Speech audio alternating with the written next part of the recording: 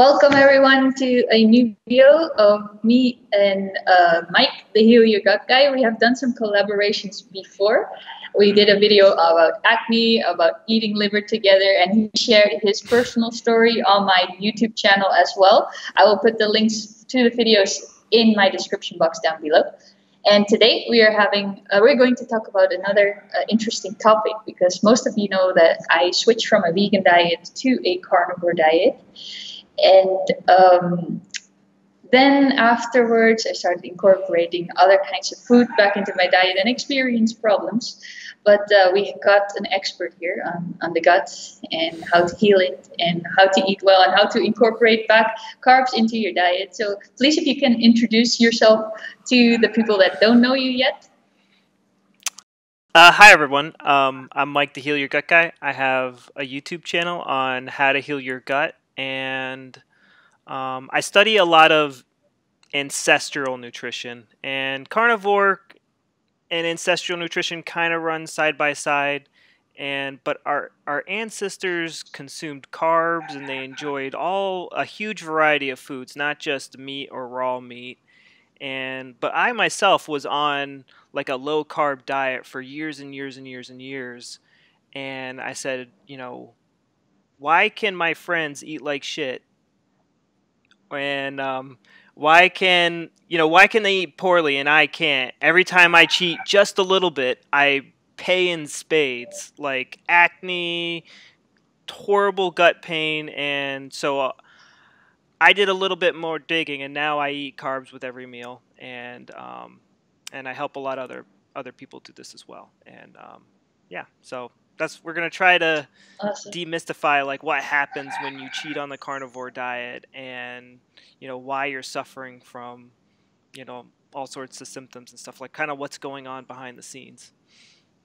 Yeah, I'm very interested in that, because I went from a high carb diet, basically a vegan diet. I switched to only eating animal products. I remember I didn't have any carbs or any processed foods, and I remember the change of my well-being was so drastic that I thought, this is it. Like, this is amazing. I feel so well. My gut feels great. My skin cleared up so as it never had been before.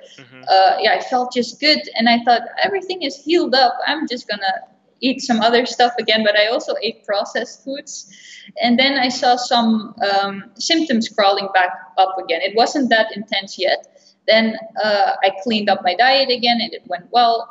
And after that, especially towards the holidays, I thought, whatever, I'm gonna eat cheesecake, I'm gonna eat this and that. I stayed away from chocolate and coffee, as I made a video about that before, that coffee and chocolate do have an effect on my skin and in my gut. I rushed to the toilet right away, so I've been very well with staying away from those. But then I thought I'm going to eat other kinds of things, pancakes as well, which are really delicious. And I saw my gut became really weird. I had a long time really tough pain on the right side of my stomach. Okay. Like my stomach hurt a lot, and it took a long time to heal. And after that, my acne started to come back really bad, really bad. In my recent videos, you can see it. It's calming down at the moment, and I have my thoughts on why that is. But I started to break out so much, and I demonized all the carbohydrates that I put back. So also the dairy products, even I demonized, even though they were raw. I don't consume animal dairy that is pasteurized. But I started to say, all these things are bad. I'm going to only eat meat, and I eventually only started to eat raw meat, and it did wonders for my mental focus. My gut is really nice, but my acne kept being there. But I would like to definitely know more about your thoughts on this. Yeah. So, first let's talk about some of the foods you might have been eating during the holidays. So, the pancakes, definitely. So I put in sometimes white flour, but other times I did coconut flour, so I try to avoid the gluten of it. Okay, yeah, coconut flour is pretty safe. Yeah. Okay, that's good to know. Yeah, I also make cookies out of it, but I also ordered processed foods like cheesecake that I ate, salted caramel cakes. What else did I eat? Little sandwiches, like the oven baked sandwiches, which are made also from white flour. Bread I had. Not so much actually other types of grains. It was mostly the flour and bread Did you products. do any nuts? Like nuts or anything like that? No. No nuts. Okay. No nuts. So it was mostly bread. But a lot. Yeah, and cheese. And cheese. And cheese too. And yeah, and yogurts too. Okay. And I had ice cream too. Ice cream. All right. Haagen-Dazs. Haagen-Dazs ice cream. Okay. Cool. Yeah, we can start talking from there. So, yeah, it's you kind of start to see flu season and the holidays. That's when you kind of start seeing people getting sick, and we have to think about math kind of like as a simple math equation. It's like the more nutrients we bring into our body, the healthier we are going to be, and the less energy and nutrients are, the less stress, like physical stress we put on our body, like the better our body will perform. So if your body, like during the spring and the summer, your body doesn't have to waste tons of resources keeping your body warm. Like what's the biggest bill that you have to pay throughout the year, like utilities wise? Like heating. And that applies to your body as well. That's why. And, so your body is under stress from the cold, and then your body is under stress from all the shitty foods that we're eating. I mean, it starts off with Halloween, and then Thanksgiving, and then it goes to Christmas, and then it goes New Year's, and then it goes Valentine's Day, and then, Easter. Easter. St. Patrick's Day. And we also have Sinterklaas. Yeah. So you're just like, it's like almost impossible, like not to eat, crappy foods. But so there's all this temptation out there. So I mean, you're gonna cheat. I mean, it's just we're humans, and but kind of what I think is going on with KasumiKriss's Crystal's gut is, and this is what goes on with my gut. We have to understand all these negative symptoms that are happening to us are all just a result of injury. If your gut hurts, we did something to injure it. If you bang your toe on the side of your dresser or something, you don't go, oh, I have toatitis, I think we're going to have to like amputate it or pump it full of immunosuppressants. Like, no, just stop slamming it in to the side of your dresser. It's like really that simple. And our gut is that simple, but we just kind of have the blinders on because we can't see what's going on down below. It's a little bit more things you need to be aware of, and we have a lot of people telling us stupid stuff. So there's really with carnivore, there's only 5 things you can do to injure your gut. There's eating, there's digestive stress, and this is just putting your digestive system under too much stress. It's like going to the gym. If it's fine if you go to the gym and you do bicep curls.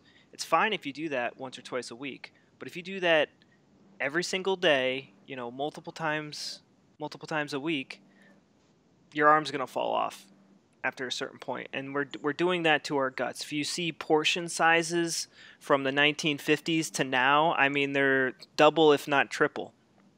The second one is plant toxins, and plants are masters of chemical warfare. Think about coffee and mushrooms. Mushrooms aren't plants, I don't think, but marijuana. They all create very potent chemicals that can hurt us or do something to us, and plants don't want us eating their babies, and things like bread and other starches are their babies. And so what they do is they put toxins. So for example, gluten is a toxin, and we have to learn how to deactivate those toxins, because that's what our ancestors were doing. They would sourdough and cook these toxins in a special way to deactivate them.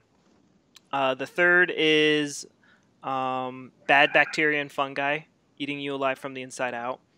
And that's usually a big thing. You hear about Candida and E. coli and SIBO and stuff like that.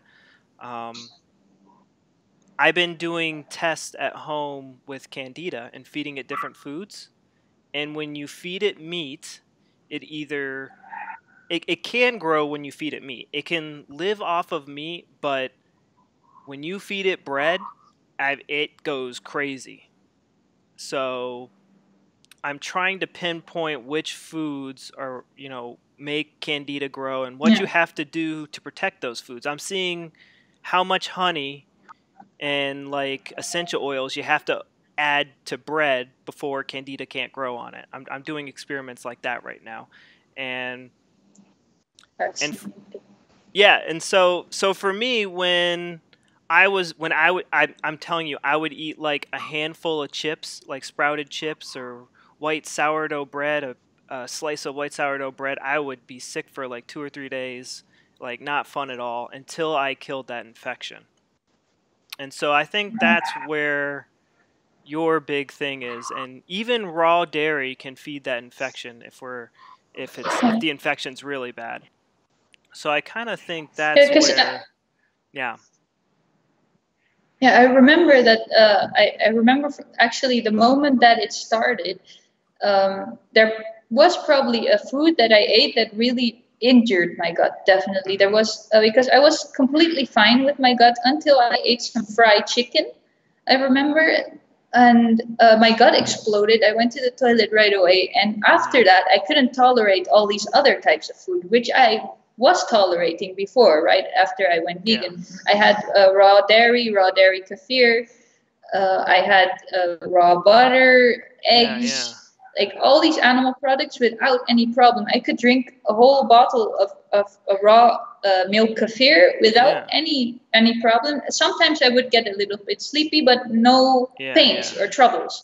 And then after that moment that I ate that chicken, I couldn't tolerate even the tiniest bit of cheese would make my stomach explode. Wow. So there was definitely something in that chicken or around that time that I ate that made a damage, which made a lot of pain. And I couldn't almost eat anything. And I continued on like this for a long time, that I took more and more things out of my diet.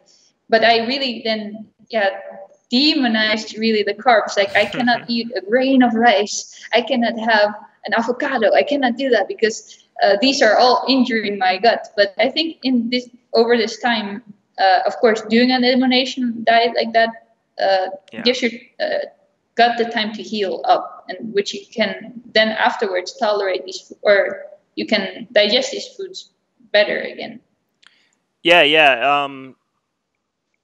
So for example, I kind of, the way I usually injure my gut is by eating too much. Like I don't know, I just can't stop. Just like, oh, that looks so good, I got to keep eating it. And then, my gut's not done and I eat something else and my gut's like, whoa, come on, man, I can't keep up.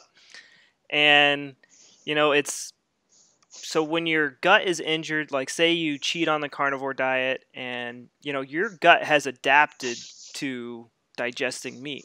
It's designed to digest all sorts of foods. And, we have a relatively simple digestive system. It is a little bit more complicated than a carnivore's digestive system. We have like a carnivore digestive system matches the cat and the dog, but we have a little bit bigger colon, which means we're able to handle like a variety of plant foods. And but we need to process those plant foods. They either need to be cooked or fermented, and it's all about doing as much digestion as possible outside of the body.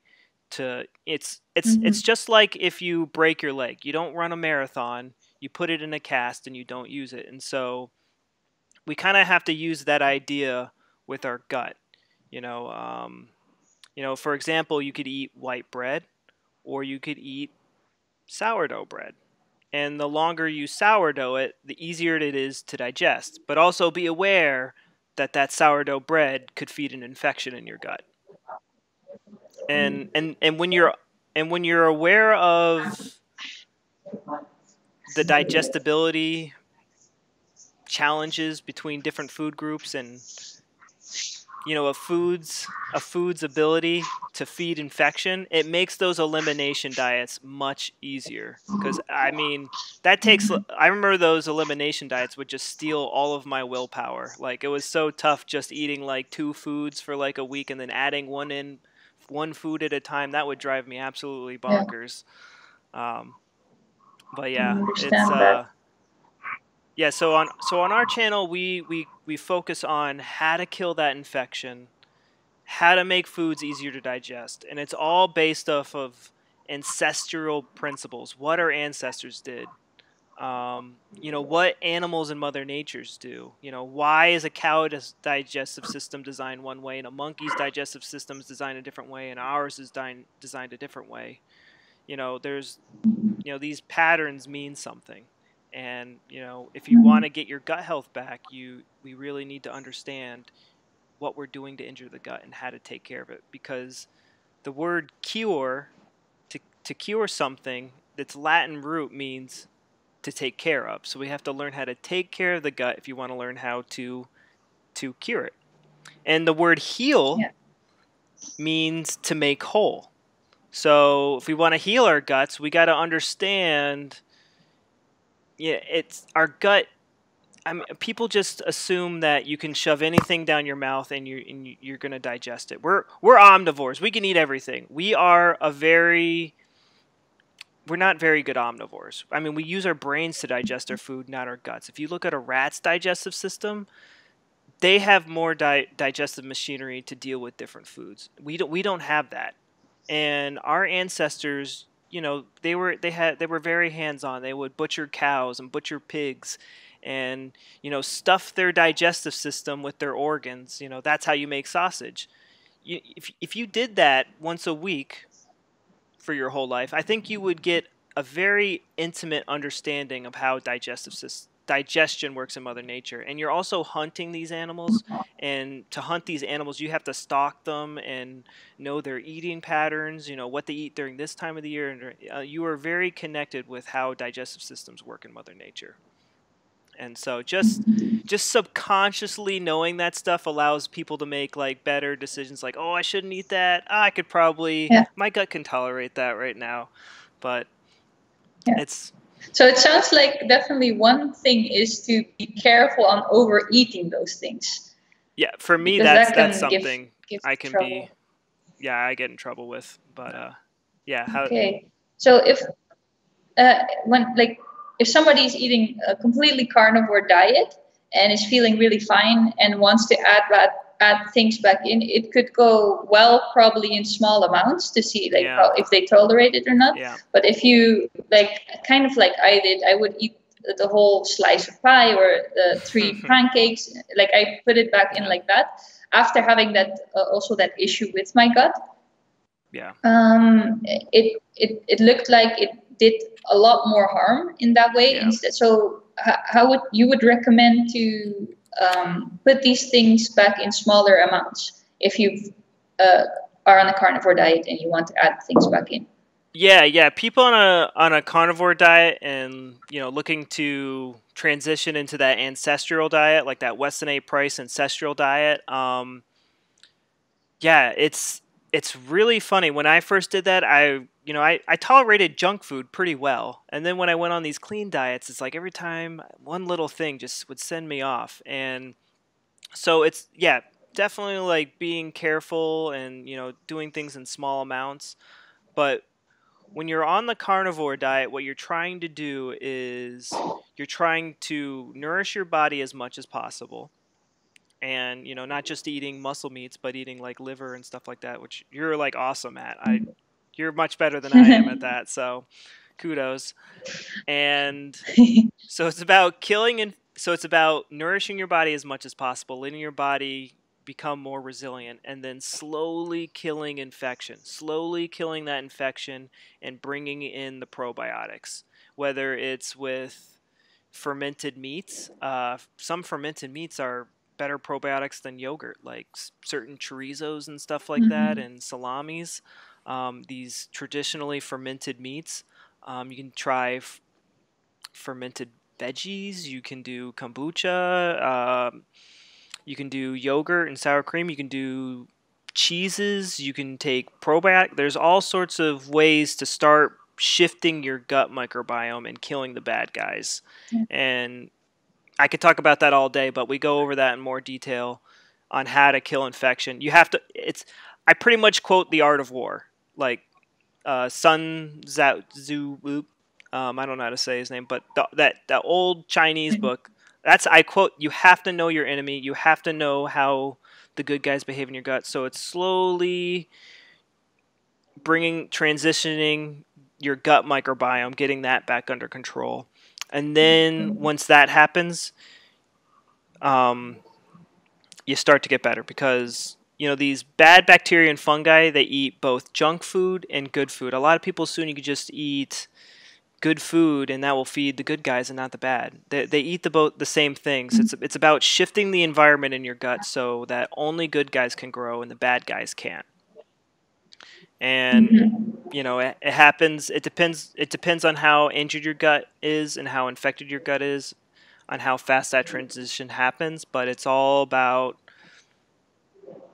you know, evicting the bad guys, bringing in the good guys, and then testing out, you know, deactivating those anti-nutrients in bread and working in dairy slowly. I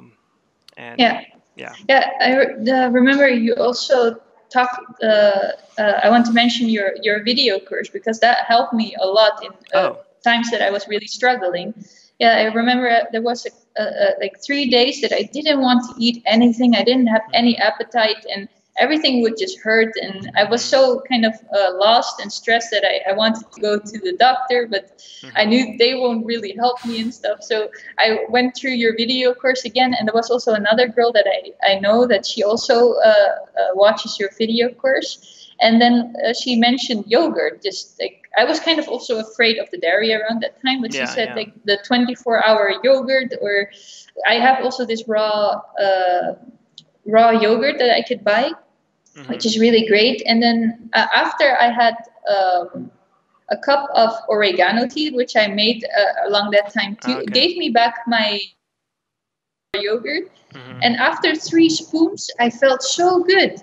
Like there was something like happening in my brain and in my stomach, and my appetite came back after that. So I remember when you mentioned that in your video, it was so valuable to me because I right away saw the results of that, of going through these steps that you're mentioning in your video course. And I will link that down below, by the way, if you guys are interested, because I have found it so valuable. And also the friend of mine who is watching that YouTube of the video course also mentioned it a couple of times to me that it's really nice because we both we don't feel like wanting to eat raw meat for the rest of our lives. We also want to like eat some other things because it's just it's nice, and there are many tasty things. And I think with your knowledge or what I've learned from you, I learned that it is possible. You don't have to eat raw meat for the rest of your life to not suffer from these issues. There are ways to be healthful and also incorporate carbohydrates or plant foods if you want them. But you need to know, like you said, how to deactivate those anti-nutrients and how to incorporate them, how to cook with them to not suffer from them, and also not overeat on them. So that was really valuable. Kind of saved my yeah, my gut in that moment. It gave me back my appetite. So I'm really grateful for that. Yeah, thanks for mentioning it. I really appreciate that. Yeah, it's you know, I did a lot of these protocols. I've tried every protocol out there, and it wasn't until I actually understood what was going on, because I'm like a war history buff, so forgive me, but there's some general in World War One that says um, your plans will never survive first contact with the enemy. So you can make all these protocols and stuff, but when shit hits the fan, I mean, you have to understand the basics if you want to get anywhere. You have to understand the fundamentals, and my course, that's what I do. I pretty much try to like plug my brain into yours and upload the information to you, like to the best of my ability. And yeah, it's just you know, and carnivore people are very anti-grains, but I mean, we all, you know, paleo sites all around the world, we find tools for making grains. Like you have to grind the grains on these stones by hand. We find them all over the world, like 60,000 years old. We have been consuming grains since the dawn of time, since humans have been around. It's, you know, it's in the Bible. If you're, you know, if you're into that, you know, it's just, you have to understand how to prepare those foods correctly, and nobody knows how to do it. And you know, even, you know, I love the Weston A. Price Foundation, but they still have a lot to learn on how to prepare these grains correctly, especially if you have an injured gut, because your gut is just super sensitive. And you know, I was a lot happier being on animal foods, you know, initially, but I'm so much happier having carbs in my diet. Like I just, you know, you're just mood instant, like butter, slather raw butter on a sourdough bun. I mean, have that every morning. Like, how can you not be happy? Like, it's, you know, there's a reason why bread, you walk by a bakery and you're just like, oh, I gotta eat that. So, well, yeah. Yeah, the smell of that, indeed. I want to thank you very much for sharing your knowledge and the things that you know about this, because I think many people, because the carnivore diet kind of got popular, and I think people are also trying to find their way on how to heal things and learning more about infections. And I definitely understand people that they don't want to. I say be so strict on themselves if they're really craving something or really wanting to eat something that is out of that realm and they're with family and yeah. So I think this could be very, very valuable for these people. And yeah, if you want to go and check Mike the Heal Your Gut Guy's channel, I will leave the link in the description box down below, together with all the videos like I mentioned in the beginning.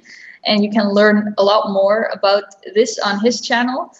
And yeah, on my channel, you can still continue watch my journey. And I'm right now in the Dominican Republic, so I'm gonna also show the foods that I'm eating here locally, not so carnivore. And yeah, I'm doing well. And one thing I actually want to mention before I end this video, because I've learned that recently. Right now, I know there's a couple of components that give you overall happiness or overall health, and I knew always that food is a really important one, and your mind, like the state of your mind. But in these last 2 months, I was only focusing on food, and I thought food was the only thing that would heal me, because I was suffering from extreme acne again, and I thought there must be something wrong with my food.